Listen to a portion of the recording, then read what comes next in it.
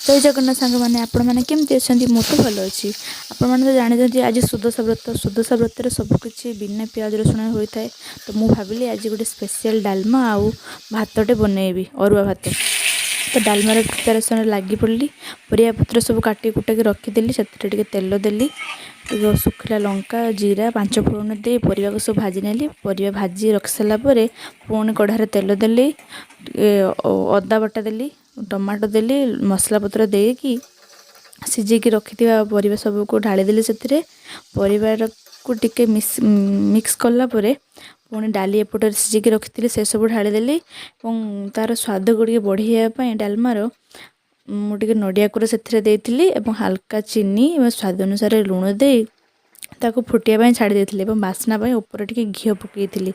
तो माँ आम समस्त खाଇବା बाढ़ी दौरान। तो प्लीज़ मो वीडियो को लाइक कमेंट एंड सब्सक्राइब करेंगे।